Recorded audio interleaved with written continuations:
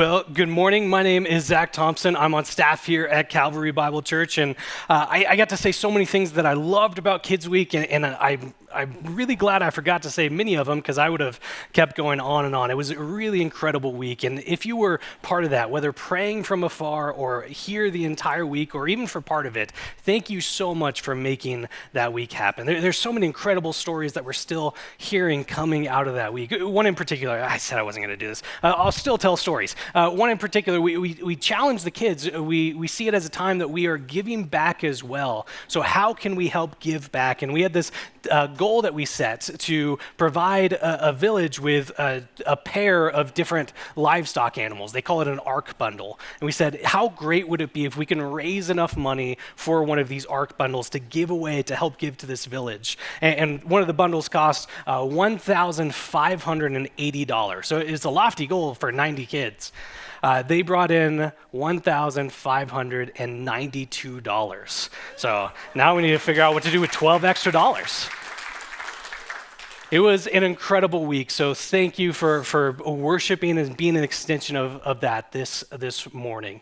We're continuing a series that we're in this summer where we decided to spend the summer looking at what are the things that we believe as a church. What are the core truths that we hold on to over any other? And last week we started kind of a series within a series on 3 weeks on the question of what does it mean to be human?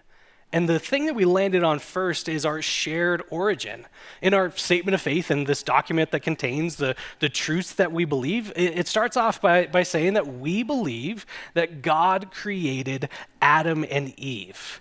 So we believe that God created the first two human beings and every human following that. And if that's true, then there's some implications. There are some truths that we believe because this is how we were made. This is how we were formed. First, we talked about, and it's in our statement as well, that if this is true, then it means that God has made us in his image. We are made in the image of God. That there's some different things that this means. For example, it means that in some regard, we're like God. He's made us to be rational and relational, to have responsibility, to rule under his authority ultimately. But ultimately, it's that he's made us as his representatives. That everywhere that humans go on this earth, that they are bringing a part of God's nature and his work to the world. And if it's true that humans are made in the image of God, this speaks then to our value. I mean, think about it. The God of the universe made you. He has made you intentionally and knowingly and specifically. Think about what that says of your value. It also speaks to the value of other people, that they as well are made in the image of God, and so we treat them accordingly. It speaks to the dignity of every human being. That's not based off of something that we can produce or what someone can do for our lives, but it's instead rooted in God himself. And it speaks to the significance of our work, that as God made people in his image, he said to go and work, that there's a connection of that. So as we are doing the roles that he's given us to do, we are representing God's work and nature and values in doing that. And yet, as you read all these incredible things about our creation, there's a bit of a turn in the story where things go slightly wrong. Jess, I don't have the slides for this, but can we do the scripture reading slides for it? This is the book of Genesis in chapter 3. Right after humans were created, it says this. It says, now the serpent was more crafty than any other beast of the field that the Lord God had made. And he said to the woman, did God actually say to you, he said to Eve, did God actually say to you, you shall not eat of any tree of the garden? And the woman said to the serpent, like, no, that's not what we can eat of the fruit of the trees of the garden. But God said, you shall not eat the fruit of the tree that's in the midst of the garden. Neither shall you touch it, lest you die. And the serpent said to the woman, you will not surely die, for God knows that when you eat of it, your eyes will be open and you will be like God, knowing good and evil. So we have this story to where these first humans who were made in perfect relationship with God, with everything that they need, they were given one rule to not touch or to not eat from this tree. But as they're tempted in this, they said, that's not true. And they give in to that temptation. Verse 6, so when the woman saw that the tree was good for food, and that it was a delight to the eyes, and that the tree was to be desired to make one wise, she took of its fruit and ate it. She also gave some to her husband, to Adam, who was with her, and he ate. And the eyes of both were open, and they knew that they were naked, and they sewn fig leaves together and made themselves loincloths. So the language here is a bit different than what we were talking about last week, that all humans were created with this value and glory and dignity and worth, that they had this perfect relationship with God, they had everything that they needed, but God had given them this specific rule to not eat from this tree, and they did that. And this changed everything. Humans who were meant to be with God are now hiding from him. Humans who were never meant to know what shame or guilt is are now trying to cover themselves up with anything at hand. Humans who are meant to be God's representatives to this world are now acting like his rival, thinking that they know better than the God who knows all things, that they can do more than the God who's able and knows all things. And we see this shift in the story, that the image of God that was put in all humans was actually fractured and marred. Because this is how Genesis 3 continues. God sees what Adam and Eve has done, and this is what he says to them. To the woman, to Eve, he said, I will surely multiply your pain in childbearing. In pain you shall bring forth children. Your desire shall be contrary to your husband, but he shall rule over you. And to Adam he said, because you have listened to the voice of your wife and have eaten of the tree of which I commanded you, you shall not eat it. Cursed is the ground because of you. In pain you shall eat of it all the days of your life. Thorns and thistles it shall bring forth for you. And you shall eat the plants of the field. By the sweat of your face you shall eat bread till you return to the ground. For out of it you were taken. For you are dust, and to dust you shall return.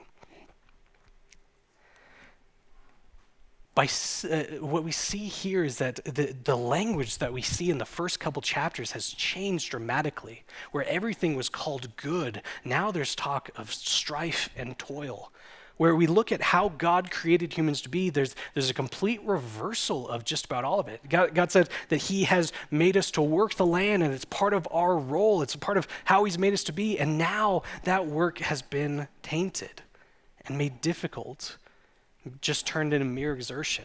God had created, said to fill the earth, to multiply, and that too has been impacted. God has created us for relationships with each other, and we see that there's strife now between those relationships. That by humans going against this God who's given everything that they have to them, by sin entering into the world, well, actually, everything has become broken. Now, I know it's not fun to talk about sin. And maybe if I was scheduling things differently, we might not have done it on this week where we just had this time with all the kids helping lead us in worship. But it is important to talk about this. It is important for us to say what is right and what is wrong. There needs to be a place in every part of our life where we are saying and free to say when something is wrong. When you're raising a child, there needs to be a boundary. There needs to be the ability to say when something is wrong. It's wrong to just eat dessert. It's wrong to ride your bike up I-25. In saying these things, it's not trying to limit this child, but it's trying to help guide them in a way that's helpful for them, to show care to them in this way. In society, saying that something is wrong is a way for us to remain safe and peaceable and seek the good of all people. So we tell the murderer that was wrong. We tell people who are taking things that aren't theirs, people who are exploiting other people just for their gain, to say that that is wrong. We need to be able to do that to help care for society as a whole. And it's why we support each other when they have been wronged. When someone has gone against them, we want to help them because that shouldn't be the case. When they've faced loss and devastation, whether it's intentional or not, that we can come alongside them and say, this should not have happened this way. Your life should not be overturned because of this disaster.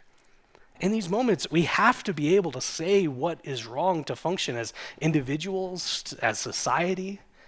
See, when we stop saying what is wrong, that's not us becoming more loving. That if we just let people do what they want, that's not being more loving. It's actually showing no care for that person. I want this child to know that I care for them, so I'm saying what's wrong. This murderer did wrong because every person has a right to life. This person who's looking at the ashes of their home, we are saying this should not have happened this way. When we don't say what's wrong, well, we've lost any ability to say what's right. We've lost the ability to point to what is good and just and beautiful because we don't insist upon those things. Refusing to say what is wrong isn't being more loving. That's actually apathy and not caring about that person.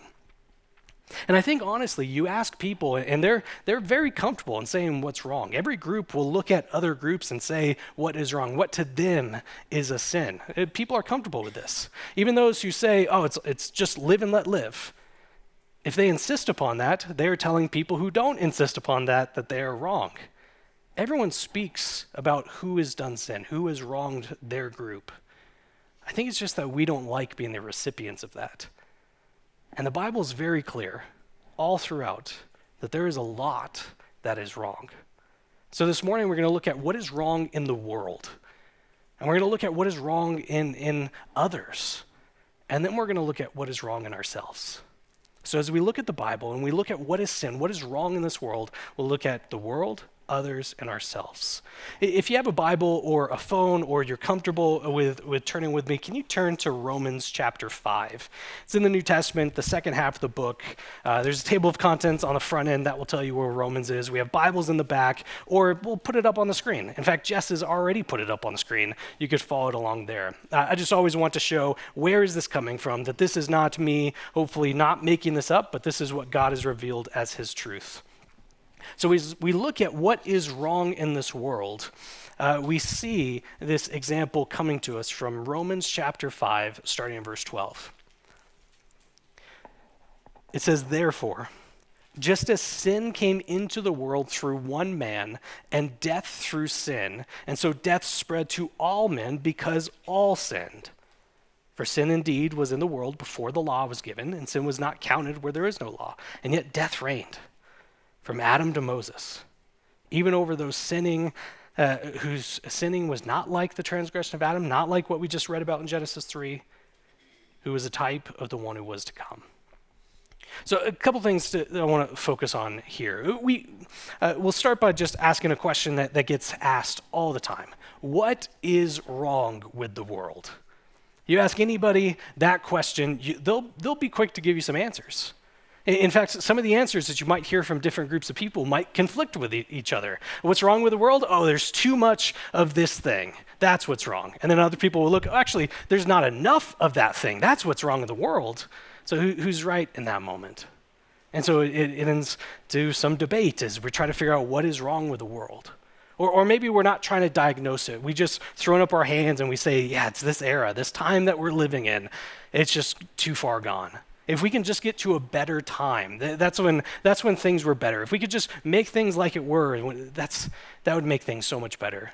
And yet what we find in those other eras is people asking the question, what's wrong with the world? Like if we just could get before the internet, that's fractured relationships, and yeah, there's a lot that's good, but if we could just get before then, and what do we find? People asking what's wrong with the world. If we can get before the world wars, that's really been a fracturing of modern nations, and there's been strife that still comes from that time. And what do we find before the world wars? People asking what's wrong with the world. No, really, like 1910-ish, somewhere around there, G.K. Chesterton wrote a book called What's Wrong with the World? People have been asking this question in every race, in every age. And Romans 5 helps point to an answer that's there. It starts by saying that therefore, just as sin has come into the world through one man. So what is wrong with the world? What's that sin has come into it?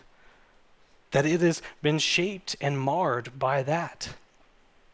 From Adam rebelling against God, all that we might say is wrong with this world has come to be. Whether we agree on what's wrong or not, at least we can agree we are unified and looking out and saying there are things that should not be as they are. There are things that are wrong. I mean, you think about the commands that God gave. He said, be my representative. You are made in my image. Represent me to this world. I have all authority. Rule under that authority. Rule over this world that I've given you. And yet with sin coming into this world, there's so much that we see about it that's unruly. That as much as we can become better at identifying when hurricanes might strike or other natural disasters, we're still powerless in front of them. Or as much as we can create the best fireproof materials, we still see how devastating the flame can be. We are called to rule over this world, and yet as sin has come into it, we see so many examples of how unruly this world can be. Or God said, go and work. Go and do this work that I have for you. As you're doing that, you're representing me of what I'm doing, what I'm bringing to all the ends of this world. And yet work as well has been impacted by sin. There's a bit of work that has turned wrong as well. What was meant as a beautiful time of us working out of who God has made us to be, work instead just becomes a way to get a paycheck. Or it reminds us of the task that we just have to get done. We don't want to, but we need to if we want to get to the things we actually want to do. Or this work that was made to reflect God and worship Him and be part of what God is doing in this world has become turned away from Him instead. I mean, who is more ingenious and creative and industrious in their work than scammers and drug dealers? Even work has been changed by sin coming into this world. Or even think about how God created everything and He said it was good. And yet with sin coming in, we look out into this world and there's a lot that we would say, that doesn't seem very good. The scare of murder hornets, which doesn't add very much value at all, but it instead damages ecosystems. Or avian flu, which doesn't just raise the price of eggs, but it actually devastates lives and livelihoods. There's so much that we look into this world and we say, that's wrong. That's not very good at all. Droughts, floods, El Paso, Texas. There's so much in this world that we look at and we say, that's not good. Something about it is wrong. And yet when we look at how God created this world, that was not supposed to be the case. There's so much that we can look into this world and say, that is wrong. Romans 5 tells us that comes because sin has entered into this world. But there's also much that we see that is wrong in other people as well. And the passage continues. Let me reread verse 12 again. It says, therefore, just as sin came into the world, so all that we see that's wrong coming from this first sin through one man, and death through sin. And so death spread to all men because all sinned. Now, we've been using that word quite a bit, and so it might be helpful now that we're about halfway through to define our terms. What is sin? What does that mean that we're talking about? We've connected it with what is wrong, and so what is sin? Well, sin is anything that does wrong by God. And there's kind of two different focuses to this. So sin is it is doing what God tells us not to do. So God says, do not lie. If we lie, we have done wrong by God. We did what He told us not to do. The other side of that is not doing what God tells us to do. So love your neighbor as yourself. If we don't do that, we are doing wrong by God. We are not doing what God tells us to do. And we see this go back to that first sin that we read about in Genesis chapter 3. God said, do not eat of this one tree. And yet Adam and Eve did exactly that. And this is the God who has all authority. So doing wrong by Him, ignoring what He says to do, is a rejection of His authority. This is the God who's given every single person every good thing that they have. We just sang about that He has given us good things. So pursuing something apart from Him is a rejection of what He's given us, a rejection of His character and His goodness. And He is the God who's created this whole world, who has more right to say and rule over that creation than the one who made it. And so in doing wrong by this God and sinning against Him, that is what shifted and changed this whole world that we're in and all people who are within it. The passage says that we are sinners by this connection to this first sin. Through this first sin, all people are sinners by nature. That because we are connected with Adam, we are all descendants from him, that we receive this sinful nature on behalf. But it's also that he was our representative that day. That he, as he gave into this temptation of sin, he represented all of humanity as he did so. So think about it like a king declares a war on another king. In those moments, you don't just see the two of them go out in a field and hit each other with swords and stuff like that. No, as the representative of the nation, when a king says we're going to war, that nation now goes to war. In the same way as Adam was our representative and he gave into sin, he represented all of humanity as he did that, as sin came into the world through one man. But it's not just that we haven't inherited this, like we didn't deserve this, we all got it. The passage also says that we are sinners by choice as well. It says all have sinned. All have gone against this God. All have not done what he has told them to do. All have done what God has told them not to do. That we are sinful by choice. Romans 3 makes this point as well. So just a page or two before the passage that we're in, Romans 3, starting in verse 10, it says, as it is written, no one is righteous. No one has done right. The way to put this otherwise, everyone has done wrong. No one is righteous. No, not one. No one understands, no one seeks for God. All have turned aside. Together they have become worthless, which is not how we were made. We were made with so much worth. No one does good, not even one. That all have turned aside from this God who's made us in his image, this God who's perfect and all-knowing and all-powerful, the one who knows what's good for us, who has given us all good things, all have turned aside from this God. And no one can do good. This doesn't mean that no one's able to do a good thing or that we can't be nice or polite. Of course we can. But no one can do anything to make things good between us and God. And turning away from this God, that is a fractured relationship that can't be put back together.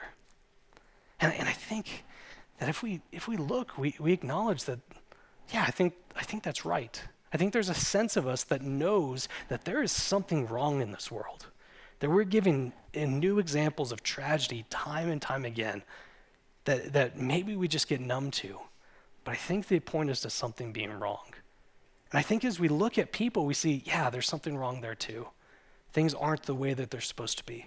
All the hardships and pain that people go through, like that can't be it, right? That can't be what we're meant for. How much wasted potential there is in every single person. How much hardship there has to be overcome, how much questioning every single person has about what is our purpose, what are we here for, what am I supposed to do? Are we supposed to be this lost, this confused in all things? As we look at this world, as we look at people, we see that things just don't quite line up. When I was a kids pastor, I would try to describe this to kids by saying that humans are Lego people in a Duplo world. So if you don't know what Duplos are, they look like Legos. They have the same kind of principle. You build things by connecting bricks onto the studs of another brick, and you get to have great creations. They're made by the same company. They have the same origin, and yet Duplos are a little bit different. They're sized bigger, so little kids don't choke on them. But if you took a Lego minifigure, it sure looks like it belongs in that place. Its feet are designed to clip onto studs. It looks very much so what a Lego set might look like. And yet if you tried to clip that Lego minifigure into the base plate of a Duplo set, the foundation piece, well, it's just not going to work. Everything looks like it should line up. Everything looks like it should fit. But there's just something that's off. There's something that's wrong in it. In the same way for all of humans, that we look out into this world, God called it very good, and yet there's something that's off. There's something that's wrong inside of it. God called humans very good, and yet there's something that's off in our lives. There's something wrong inside of us. And it just doesn't seem to quite fit. It doesn't seem like we are here, meant for this place. It just doesn't fit nicely and neatly. So as we sense this inside of us, we can call it whatever we want. There's this questioning of, do we belong here? Is this our fit? We can call it existential angst or the need to find our true selves, whatever it might be. There's that sense inside of us that things are just slightly off, slightly wrong. And in the moments that we realize this, it causes questions inside of ourselves. Is this really all that there is? Or maybe we don't like those questions. We don't like to think about it. We instead just distract ourselves, get our minds to turn off with entertainment or whatever it might be. Or we just ignore it. We just try to plow ahead. We do this work that doesn't fully satisfy us, and yet we just keep at it time and time again. Or we just find any glimpse of goodness that we can in the world and put a stranglehold off of it. Don't go. Don't let me down. And it always crumbles. It always comes up short. We just find ourselves again as a Lego person in a Duplo world. As we talk about what's wrong in this world and what's wrong with other people, we might see examples of that being true, but quickly there might be a realization that while we might say that this is true for all people, we soon realize that that word all becomes personalized, that we are included in that. That when we say that all people have sinned, well, this would mean you and me. That we too have turned away from this God. We too have gone our own way. We too have turned to other things. Martin Luther once wrote that Scripture describes man as so curved in upon himself that he uses not only physical but even spiritual goods for his own purposes, and in all things seeks only himself. That when we think about how we were made, how much of that becomes shifted and marred to, instead of looking for the good of God and others and this planet, so much of our life becomes curved inward.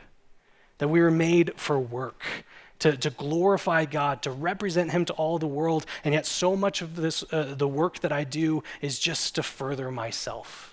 Or we were made for caring for this world, and God's given us this this good planet full of resources, and yet so much of my life is just trying to amass as many resources for myself as possible. Or God created us for relationships in this world, and yet so often my relationships can be things that just further myself. Oh, if I know this person, they might help me. Or they might get in my debt. Or by helping them, I loved this feeling that was generated inside of me. I need to keep feeling this feeling by doing good. And we might recoil, like, no one is that selfish all the time, which is often the sign of selfishness when our selfishness gets attacked. And certainly we may not say this or articulate it, but there's so much of what we do that is so curved in on ourselves.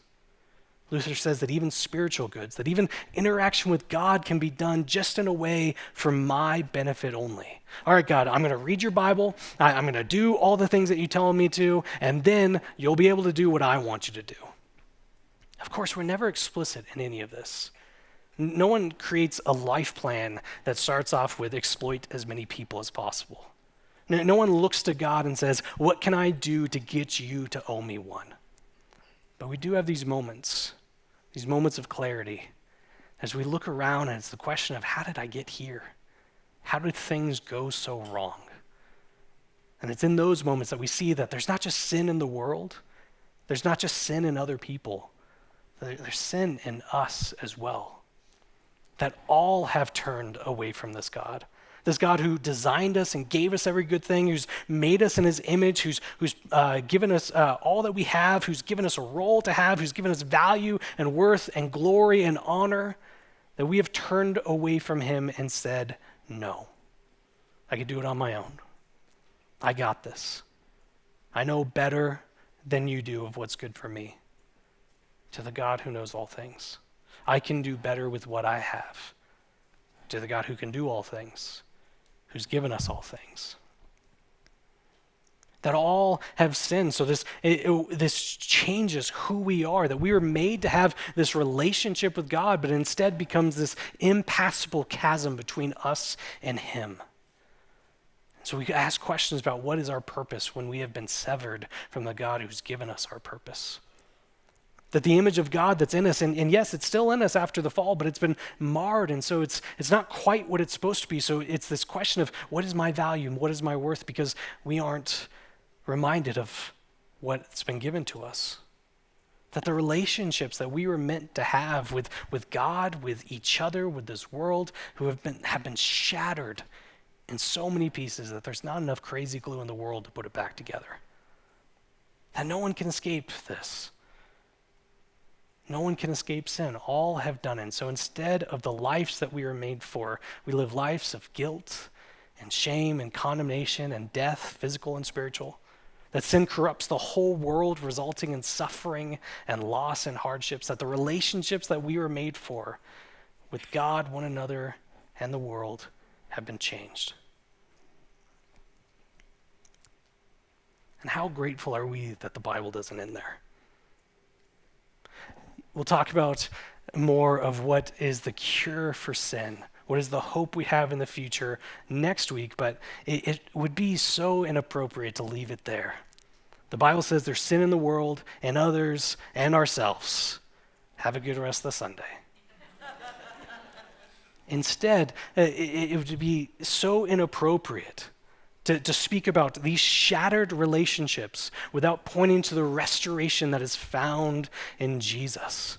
For us to spend time talking about the fractured relationship that we have with God and not talk about the reconciliation that comes from Jesus. To talk about this world being wrong and to not look at the renewal that comes from God. To be so curved in on ourselves and not talk about the God who brings alignment. That his work, like spiritual scoliosis treatment, straightens us out in the way that we were made to be.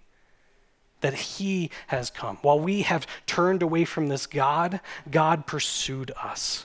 While we rebelled, he has brought restoration. Where we sinned, God brought forgiveness. Where we earned the only just punishment for sin, what has to be true if things have gone this wrong, the earned punishment for sin is death. As we have earned that, God has instead taken that punishment and paid that for us. Where our union, our connection to Adam has brought sin into this world, into all people, it is our union, our connection with Jesus that we are set free. That is the story of the Bible. The God of the universe has made you uniquely and especially valuable in his image with a role in mind that you get to be part of the work that he's doing. We, as humans, have all turned away from him. And where sin is taking what is rightfully God, salvation is God taking what is rightfully ours instead. That sin is us trying to do what only God deserves, and God instead in salvation takes away from us what we only deserve. That there's nothing in this world that we can do to try and make things right. We can't restore these relationships. We can't extract the sin from the world. It is permeated to every single part. As we try to do more, the best we're doing on this world is grasping at whatever we can to cover our shame. And yet instead, what we see is that when we recognize that we have been clothed in the love of Jesus, that is when we are living in the way God has made us to live. Let me pray for us.